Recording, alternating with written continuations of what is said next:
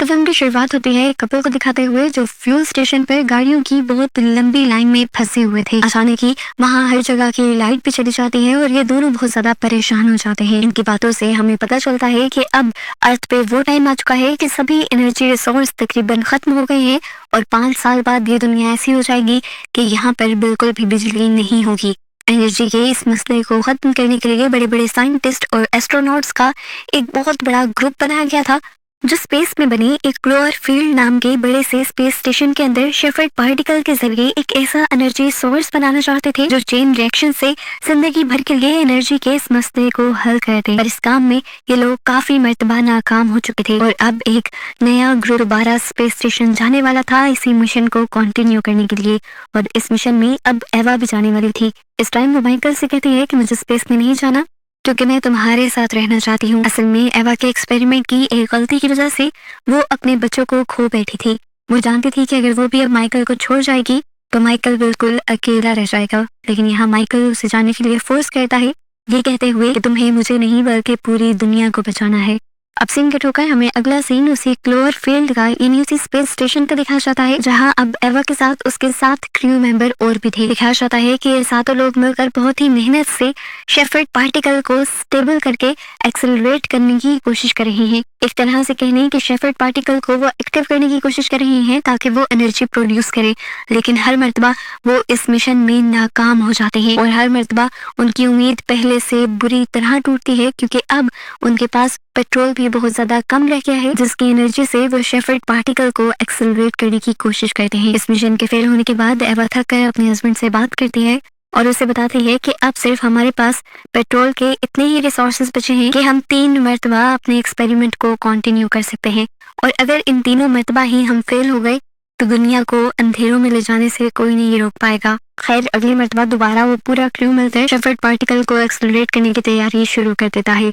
काम के स्ट्रेस में हर मर्तबा फेल होने का इल्जाम ये लोग एक दूसरे पर देने लगते हैं और ऐसे में क्रू के कुछ लोगों की आपस में लड़ाई भी हो जाती है, लेकिन कैप्टन सबको कंट्रोल कर लेते हैं। मिशन से पहले ये लोग अर्थ की एक न्यूज देखते हैं जिसमें एक साइंटिस्ट बता रहे थे कि इस मरतबा जो शेफर्ड पार्टिकल एक्सेलरेट करने की तैयारी की जा रही है वो पहले वाले शेफर्ड पार्टिकल से 1000 गुना ज्यादा ताकतवर है और जब वो स्टार्ट होकर एनर्जी प्रोड्यूस करेगा तो स्पेस की आउटर लेयर के ब्लास्ट होने का खतरा 200% तक बढ़ जाएगा और अगर लेयर ब्लास्ट हुई तो मल्टी डायमेंशंस मिल जाएंगी और दूसरी डायमेंशन से अजीबोगरीब क्रिएचर्स के दुनिया में आने के रास्ते खुल जाएंगे और दुनिया पहले की तरह सेफ नहीं रहेगी। स्पेस में बैठा हुआ क्रू ये सारी न्यूज को सुनकर डर जाता है और कमांडर इस न्यूज को बंद करवा कर सबको अपने काम पर ध्यान देने को कहते हैं। अब ये लोग अपनी सारी गलतियों को रिपेयर करते हुए दोबारा से शेफर्ड पार्टिकल को एक्सेलरेट करते हैं और इस मरतबा ये लोग कामयाब भी हो जाते हैं। शेफर्ड पार्टिकल फाइनली एक्सेलरेट हो गया था। हमें उस बड़े से एनर्जी सोर्स के अंदर एक तेज रोशनी भी दिखाई देती है जिसे देखकर ये सब लोग भी बहुत ज्यादा खुश हो जाते हैं। इन्हें लग रहा था कि ये लोग कामयाब हो गए, लेकिन ठीक इसी वक्त इनकी कामयाबी इन्हीं के मुंह के बल गिर जाती है। शेफर्ड पार्टिकल की एनर्जी के ओवरलोड होने की वजह से यहाँ सारी मशीनरी तबाह हो जाती है। स्पेस स्टेशन का इंटीरियर भी टूट जाता है और यहाँ तक कि स्पेस स्टेशन के एक हिस्से में बुरी तरह आग भी लग जाती है। ये लोग आग को बुझाने की कोशिश कर ही रहे होते हैं कि अचानक इन्हें एक और धमाका महसूस होता है। स्पेस स्टेशन के बाहर हम एक अजीब सी एनर्जी को देख पाते हैं और कुछ देर के लिए स्पेस स्टेशन की ग्रेविटी 0 हो जाती है। जैसे ही सब नॉर्मल होता है ये लोग वेंटिलेशन ऑन कर देते हैं जिसकी वजह से किसी तरह आग पर काबू पा लिया जाता है और काफी देर गुजरने के बाद यहाँ पर सिचुएशन नॉर्मल हो जाती है, लेकिन ऐसा बस उन्हें लग रहा था। असल मुसीबत तो अब आई थी। एवा यहाँ पर जब अपने सिस्टम को देखती है तो वो हिल जाती है क्योंकि अर्थ अब गायब हो चुकी थी। ये बात सुनकर तो सभी हैरान परेशान रह जाते हैं और अब तो उन्हें ये भी लगने लगता है कि कहीं उनके एक्सपेरिमेंट की वजह से अर्थ तबाह तो नहीं हो गई। ये लोग काफी ज्यादा पैनिक कर रहे थे तो कैप्टन इन सब का ध्यान बटाने के लिए इन सबको स्पेस स्टेशन रिपेयर करने की ड्यूटी दे देता है। अब इसी टाइम पर एवा नोटिस करती है कि उनका नेविगेटर भी वहाँ से गायब था। वो जब अपने कैप्टन को ये बात बताने के लिए जाते हैं तो उन्हें अचानक किसी के चिल्लाने की आवाज आती है। ये लोग अब सिस्टम के अंदर जाते हैं आवाज का पीछा करते हुए और वहाँ उन्हें तारों में फंसी हुई एक जख्मी लड़की दिखाई देती है जो एवा को दिखती ही एवा का नाम पुकारने लगी थी, लेकिन एवा ने आज तक ना उसे देखा था और ना ही एवा उसे जानती थी। और अब ये सब लोग बहुत ज्यादा डर रहे थे, न जाने ये लड़की कौन थी, या कोई एलियन थी खैर ज्यादा सोचने से पहले कैप्टन उस लड़की को वहाँ से निकालने का ऑर्डर देते हैं और उस लड़की को यहाँ से निकालने के बाद इसका इलाज शुरू कर दिया जाता है और सीन कट होकर हमें अर्थ का सीन दिखाया जाता है। अब वेस्टपिन वहाँ होने वाले एक जोरदार धमाके से चौंका था। उसने जब खिड़की से बाहर देखा तो हर तरफ तबाही ही तबाही थी। छोटे छोटे ब्लास्ट हो रहे थे और जगह जगह आग लग रही थी। अर्थ पे ऐसा क्या हुआ था अभी नहीं बताया जाता और सीन्स दोबारा स्पेस स्टेशन पर आ जाते हैं। स्पेस स्टेशन पर भी अजीबोगरीब चीजें होने लगी थी। हर चीज खुद ब खुद मूव होने लगी थी। कुछ चीजें वहां से गायब हो गई थी। यहाँ तक कि एक लड़की की बॉडी के साथ तो इतना अजीब होता है कि उसकी एक आंख ही मुड़कर पीछे चली जाती है। फिर उसके दिमाग में अजीबोगरीब ख्यालात आने लगते हैं और वो 3D प्रिंटर पर जाकर एक गन प्रिंट करते हुए यहाँ अपने साथी को मारने के लिए आ जाता है। इससे पहले कि वो अपने साथी को मार पाता उसके मुंह से झाग निकलते हैं और वो वहीं गिरकर बेहोश हो जाता है।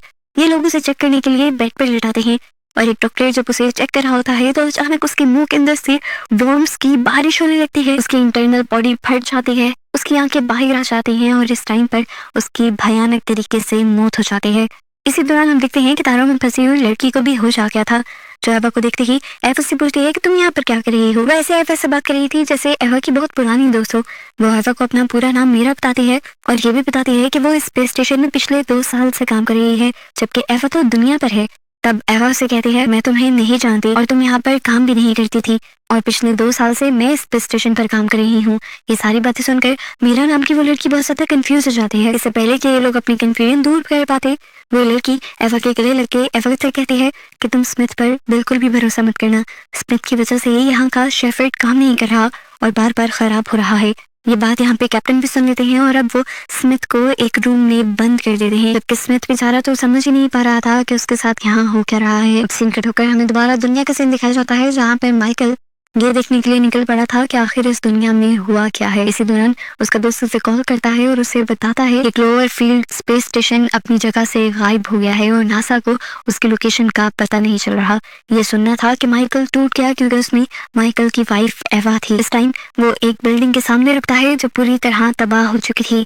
इसी बिल्डिंग के पीछे अचानक उसे किसी बहुत बड़ी चीज का साया नजर आता है जिससे वो डर जाता है। वो साया किस चीज का था ये तो दिखाया नहीं जाता, लेकिन हमें यहाँ पर एक छोटी सी बच्ची दिखाई जाती है जो उसे साए से डर रही थी। वो माइकल को देखते ही चिल्लाते हुए उससे मदद मांगती है और माइकल उसे बिठाकर यहाँ से हॉस्पिटल के लिए निकल जाता है। इधर स्पेस स्टेशन के अंदर मैंडी जब वॉल्स को ठीक कर रहा था तो अचानक ही वॉल उसके हाथ को अपने अंदर सक कर लेती है। वो जोर से चिल्लाने लगता है और यहाँ एवा और उसका एक साथी आकर मैंडी को उस वॉल से निकालते हैं। इन्होंने अभी सुकून का सांस लिया था कि अचानक इन्होंने देखा कि मैंडी का पूरा हाथ जो कि उस वॉल के अंदर गया था वो अब गायब हो चुका था, कट चुका था और मैंडी को तो ना दर्द हो रहा था और ना ही दर्द का एहसास हुआ था उसे। यहाँ तक कि उसके बाजू में से खून भी नहीं निकल रहा था। और अब इन सारी चीजों को देखते देखते ये लोग बहुत ज्यादा फ्रस्ट्रेट हो गए थे, तंग आ गए थे। यहाँ स्मिथ जिसको इन सब लोगों ने कैद कर दिया था उसका भी दरवाजा कोई आकर खोल देता है और उसे बाहर से किसी की आवाज आती है। बाहर जाकर देखने पर उसे वही मैंडी का बाजू दिखता है जो कि कट गया था और अजीब बात ये थी कि वो बाजू अब खुद चल रहा था। वो भी चिल्लाकर अपने पूरे क्रू को यहाँ बुला लेता है और ये लोग उस हाथ को पकड़ते हुए एक चैम्बर के अंदर बंद कर देते हैं। ये हाथ अब तेजी से हिल रहा था, ऐसा इशारा कर रहा था जैसे वो कुछ लिखना चाहता है। इसीलिए ये लोग उस हाथ को एक पेन और पेपर दे देते हैं और वो हाथ पेपर पे लिखता है कि अपने मरे हुए क्रू मेंबर की बॉडी को काटो। ये लोग उसकी बात मानते हुए उस डेड बॉडी को जैसे ही काटते हैं तो उसके अंदर से इन लोगों को अपनी नेविगेशन डिवाइस मिल जाती है। ये सब कुछ हैरान और परेशान कर देने वाला था, लेकिन ज्यादा देर ये लोग इस फीलिंग को अफोर्ड नहीं कर सकते थे। इन्हें आगे के लिए काम करना था। अपनी नेविगेशन डिवाइस को ऑन करते हुए ये लोग फौरन ही अर्थ को ढूंढने लग जाते हैं और फाइनली इन्हें अर्थ मिल भी जाती है और ये लोग बहुत ज्यादा खुश होते हैं, जश्न मनाते हैं और फिर अर्थ से कांटेक्ट करने की भी कोशिश करते हैं। अर्थ पर इनका कांटेक्ट हो नहीं पाता, लेकिन यहाँ पर न्यूज आने लग जाती है। न्यूज में दिखाया जा रहा था कि किस तरह शेफर्ड पार्टिकल एक्सेलरेटर तबाह हो गया है और पूरा का पूरा क्लोवरफील्ड स्पेस स्टेशन भी तबाह होकर अटलांटिक ओशन में आकर गिर गया है। यानी ये लोग तो बात कर रहे थे कि स्पेस स्टेशन तबाह हो गया है, लेकिन ये लोग अभी भी क्लोवरफील्ड के अंदर खड़े थे और ये सब कैसे पॉसिबल था। अब एक आदमी यहाँ की सारी चीजों को याद करने लग जाता है और कैलकुलेट करता है। उसे याद आता है कि जब शेफर्ड पार्टिकल बंद हुआ था तो यहाँ पर एक बहुत बड़ा धमाका भी हुआ था और इन्होंने बहुत तेज लाइट भी देखी थी और उसके बाद से ही ये सब कुछ अजीबोगरीब होना शुरू हुआ था और वो लड़की भी उसके बाद ही यहाँ आई थी। वो समझ जाता है कि यहाँ पर हो क्या रहा है। एक्चुअली शेफर्ड पार्टिकल के फटने की वजह से 2 डायमेंशंस मिल गई थी और ये लोग दूसरे डायमेंशन में आ गए थे और इसी वजह से वो लड़की भी इनके स्पेस स्टेशन के अंदर आ गई थी। वो उन लोग को बताता है, इसीलिए वो लड़की कह रही थी कि वो सब कुछ जानती है क्योंकि दूसरे डायमेंशन के अंदर भी हमारे जैसे ही सेम दुनिया और हमारे जैसा ही क्लोवर फील्ड स्पेस स्टेशन भी है। वो भी हमारे जैसे ही किसी स्पेस स्टेशन के लिए काम कर रही होगी, लेकिन इस डायमेंशन का स्पेस स्टेशन तबाह हो चुका है और हमारे वाला स्पेस स्टेशन अभी भी है और हमें अपनी डायमेंशन में अभी वापस जाना है और अपनी अर्थ को बचाना है। अब यहाँ पे मैंडी के साथ एक और आदमी कहता है कि हमें यही वाली अर्थ के ऊपर जाना चाहिए और यहाँ से मदद लेकर आनी चाहिए, पर स्मिथ को ये सब करना ठीक नहीं लगता। ये लोग फैसला करते हैं कि ये लोग अपना शेफर्ड पार्टिकल एक्सेलरेटर ही दोबारा से ठीक करेंगे और उसी को ऑन करके अपनी डायमेंशन में जाएंगे, बिल्कुल उसी तरह जिस तरह वो इस डायमेंशन में आए थे। एवा के साथ ही सबसे पहले वाटर स्टेशन के सर्किट्स को ठीक करने के लिए जाती है, लेकिन अचानक वहाँ पर कुछ बड़ी खराबी हो जाती है। वहाँ के अचानक सभी नल्स खुल जाते हैं और वहाँ पानी बहने लग जाता है। ये लोग उसे बचाने के लिए इससे पहले कि जा पाते, पानी के प्रेशर से पीछे वाला एक डोर टूट जाता है, जिसके अंदर से आने वाले फ्रीजिंग सिस्टम की वजह से वहाँ का सारा पानी बर्फ में बदल जाता है और इनकी साथ ही वहीं पर इनकी आंखों के सामने मारी जाती है। ये देखते हुए इनके कमांडर इन सबको कहते हैं, हमें जल्द ही यहाँ से निकलना होगा, नहीं तो ये डायमेंशन हमें खा जाएगा। ये डायमेंशन हमें एक्सेप्ट नहीं कर रहा।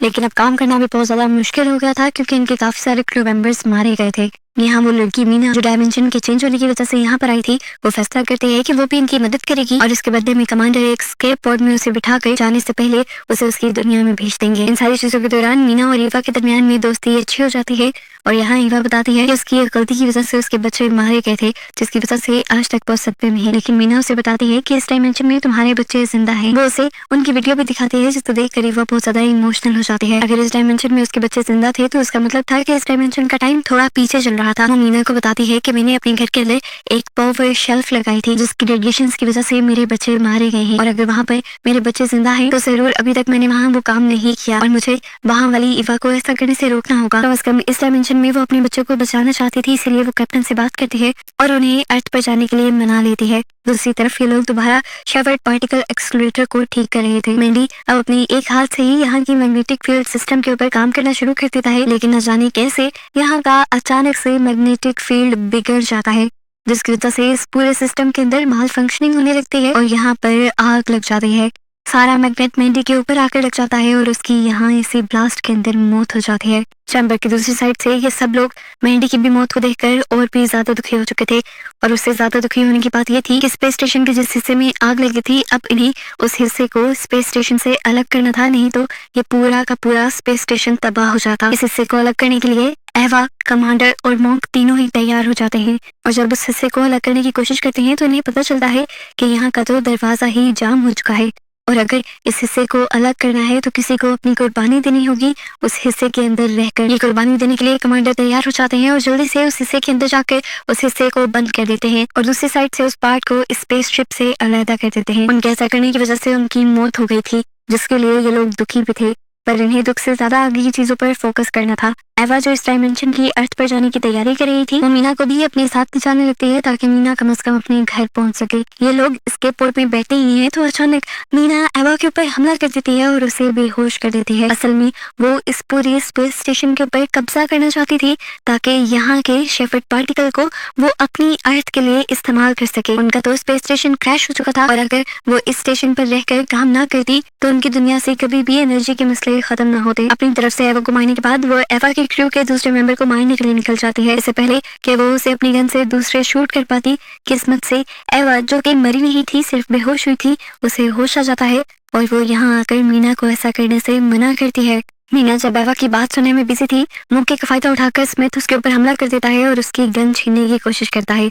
इस गन छीनने की हड़बड़ी में गोली उसे ही लग जाती है, जिसके बाद अब मीना एवा से लड़ने लग जाती है। अब एवा और मीना के दरमियान में लड़ाई हो रही थी। हालांकि मीना एवा के ऊपर भारी पड़ रही थी, लेकिन इस टाइम एवा के हाथ में उसकी गन लग जाती है, जिससे वो चला देती है। गन के चलाने की वजह से यहाँ पर एक चैम्बर का मिरर टूट जाता है और यहाँ पर वैक्यूम प्रेशर बनने लगता है, जिसकी वजह से मीना यहाँ से खींचे चली जाती है और स्पेस में गिरकर मारी जाती है और इस तरह एवा जिंदा बच जाती है। सब कुछ अपनी आंखों से देखकर वो हैरान परेशान थी, लेकिन अपने आप को स्टेबल करते हुए उसने जल्दी से स्मिथ को उठाया और चैम्बर के दूसरी तरफ आ गई। यहाँ उसने स्मिथ का इलाज किया और डिसाइड किया कि जल्द ही वो अपनी डायमेंशन में जाएगी। शेफर्ड पार्टिकल को ठीक करने के बाद उसने यहाँ से निकलने से पहले इस डायमेंशन की एवा के लिए एक बहुत बड़ा सा वॉइस मैसेज रिकॉर्ड किया, जिसमें उसने कहा कि अगर तुमने अपने घर के अंदर एक पावर शेल्फ लगाया हुआ है तो उसे फौरन से बंद कर दो, वो तुम्हारे बच्चों को मार देगा। वो उसे सारी सच्चाई बता देती है कि किस तरह वो एक दूसरे डायमेंशन से उनके डायमेंशन के अंदर आ गई थी और अब वो जाने वाली है। वो उनको उनके शेफर्ड पार्टिकल को स्टेबल करने के सारे तरीके भी बता देती है और ये वॉइस नोट यहाँ वाली एवा को सेंड करने के बाद ये लोग अपने शेफर्ड पार्टिकल को दोबारा से एक्सेलरेट कर ऑन कर अपनी डायमेंशन के अंदर चले जाते हैं। फाइनली अब अपनी डायमेंशन में आने के बाद इनका आर्ट से कांटेक्ट भी हो पा रहा था। एवा बहुत खुश थी, जैसे उसने सारी की सारी मुसीबतें खत्म कर दी हूँ। शेफर्ड पार्टिकल एक्सेलरेटर भी अब चल गया था, जिससे अब उनके एनर्जी क्राइसिस भी खत्म हो जाते। वो बहुत ज्यादा खुश थी। नीचे स्पेस सेंटर में भी इस चीज का जश्न मनाया जाता है क्योंकि अब दुनिया से एनर्जी क्राइसिस खत्म होने वाले थे। स्पेस स्टेशन वाले इन दोनों को दोबारा से दुनिया में आने को कहते हैं और ये लोग दुनिया में आने के लिए छोटी छोटी स्पेस शटल्स के अंदर बैठ जाते हैं। यही अब स्पेस सेंटर से माइकल को कॉल आता है और उसे खुशखबरी दी जाती है कि उसकी वाइफ दुनिया पे वापस आ रही है। लेकिन वो इस खबर को सुनकर खुश नहीं होता, बल्कि उल्टा उसी खबर सुनाने वाले के ऊपर भड़क जाता है। उसी बातों से साफ लग रहा था कि वो नहीं चाहता था कि ईवा वापस आए और इसकी रीजन हमें बादलों के अंदर इस दुनिया में दिखाई जाती है, जहाँ एक बहुत बड़ा सा मॉन्स्टर था जो इस दुनिया में तबाही फैला रहा था। जिस टाइम अर्थ की डायमेंशन थी उस टाइम ये मॉन्स्टर्स यहाँ पर आ गए थे, यानी प्रोफेसर की वो थ्योरी ठीक निकली थी जो मूवी के स्टार्ट में सुनाई जा रही थी। और अब ये मॉन्स्टर दुनिया का क्या हाल करेंगे, इसी मिस्ट्री के साथ इस मॉन्स्टर को दिखाते हुए ये मूवी यहाँ खत्म हो जाती है।